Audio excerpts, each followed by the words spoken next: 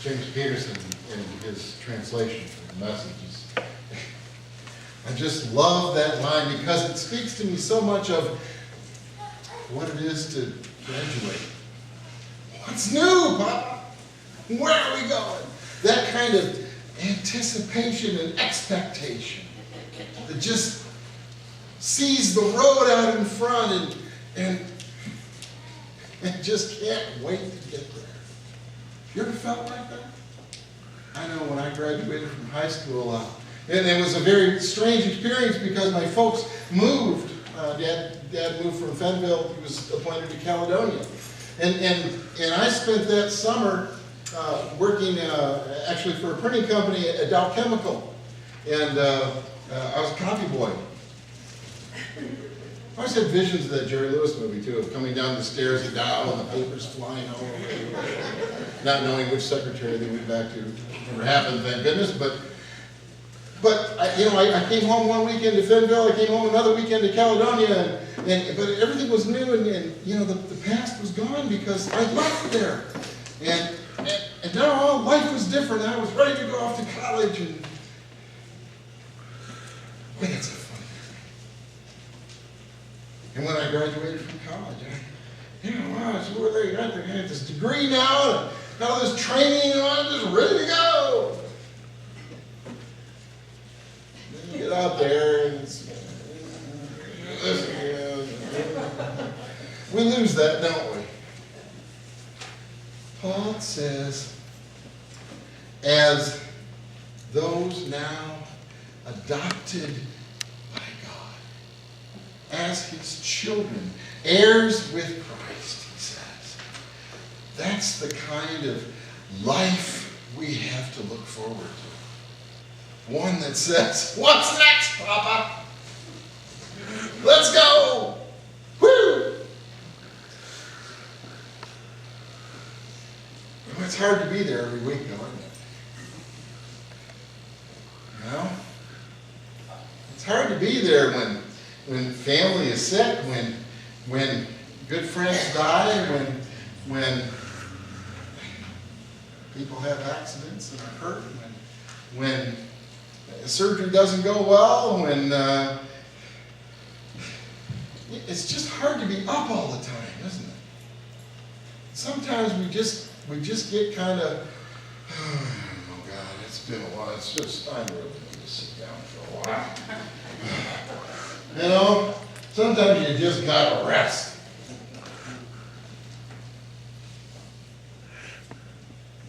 That's okay. I had a botanist explain to me that's why geese, geese, the one out, the goose out there in the front, they get tired and then they come to the back so they can fly in the draft of the other ones so they can rest.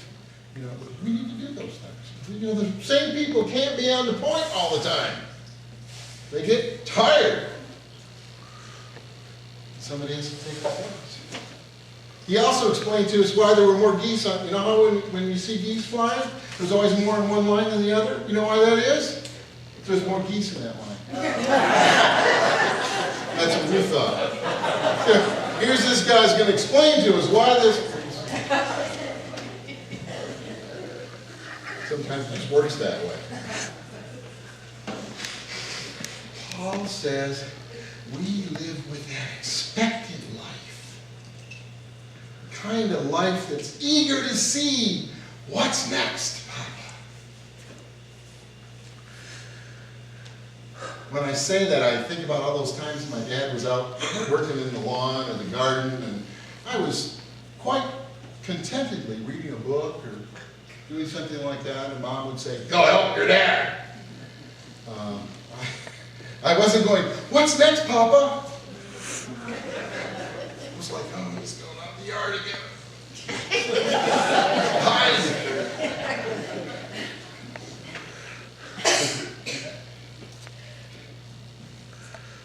I don't know how your dad is. My dad is he's a good Dutchman, and he's a meticulous worker. And helping him basically was handing him tools and watching him work. Because it needed to get done right. And you ever, I'll have dads like that.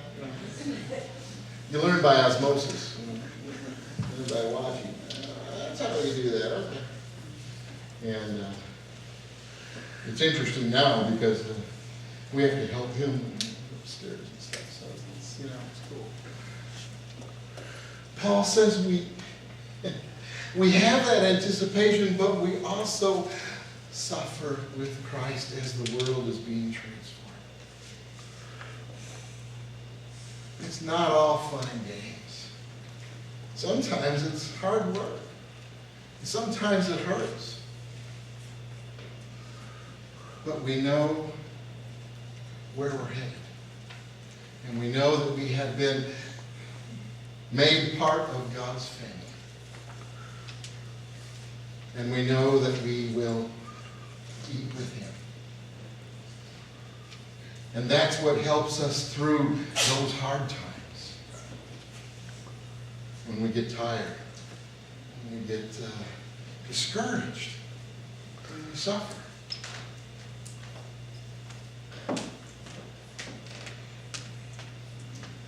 We are made into one family with Christ.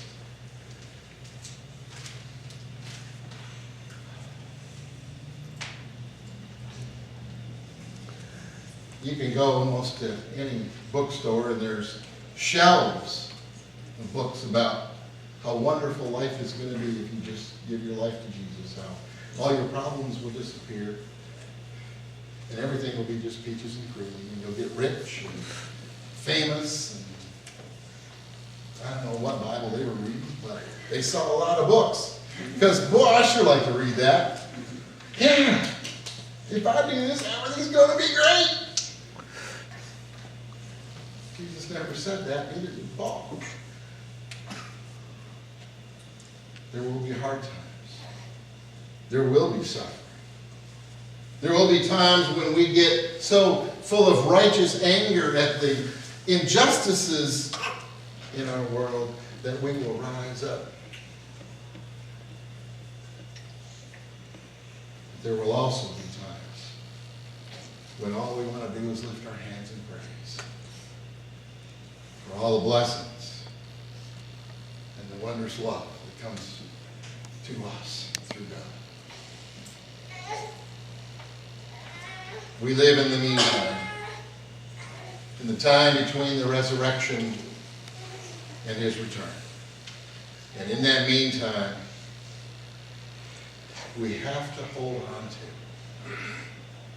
the knowledge that God has brought us into his fold. And live with that kind of joy and expectancy that sees us through hard times. Y'all have been there. I'm preaching the choir over here because they've all been there. They know what it's like to live through hard times. And to keep that expectation going. And we need each other to do that. We need to support each other in those efforts. When one of us gets down, the other goose flies to the front, right? And holds them up.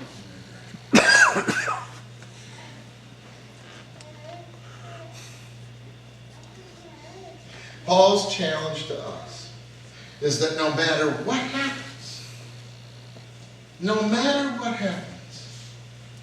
is to wake up each day and say, what's new, Papa? What are we going to